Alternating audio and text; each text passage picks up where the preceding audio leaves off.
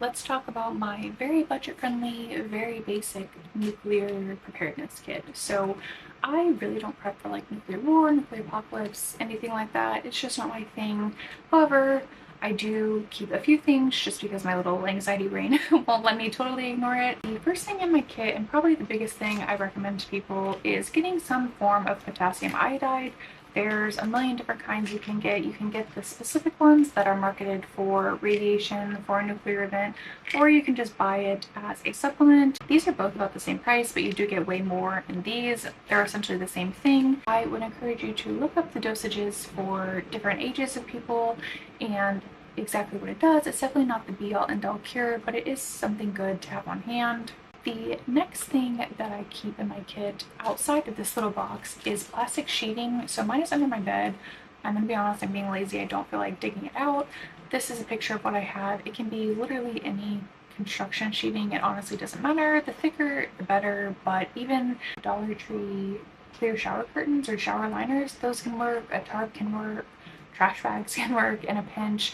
You just want something to seal off the room that you're in for a few hours, not forever. You don't want to suffocate yourself, but something to seal off the area that you're in while the fallout, the dust in the fallout is falling.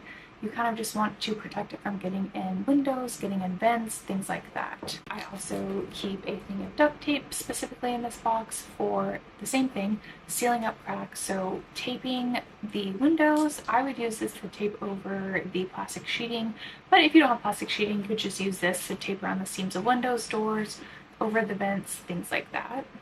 This is a little bit extra. You don't really need this, but I also keep this little containment zipper. If you've ever seen a remodel or anything, it's like that little zipper that you can go in and out.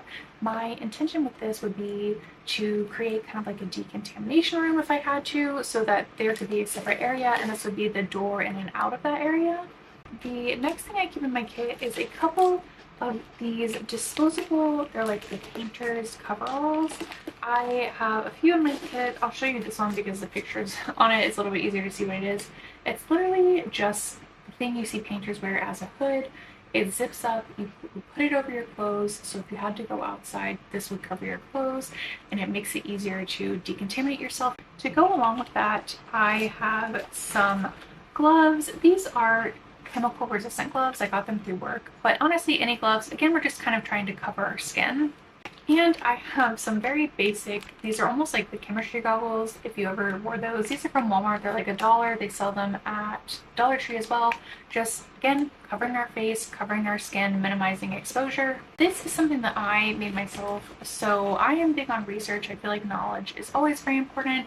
This is something that I just made myself. I literally went online one day. I did a bunch of research about fallout, nuclear bombs, radiation, nuclear winter, how all that works, blah, blah, blah.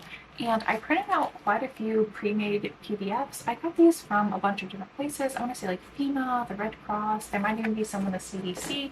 These were literally just pre-made. Like I said, I printed them out and they just kind of tell you how to do certain things. And that's great to have if you are a little bit extra like myself. Like I said, did a bunch of research and I actually kind of just took notes essentially, and I added this into my little notebook as well. But just like how-tos, different things that work, like how to decontaminate yourself, just a bunch of information, really anything that you think is important or you feel is important. And I keep this in the basket. For the basics of this kit, a roll of sheeting, some duct tape, and the potassium iodide.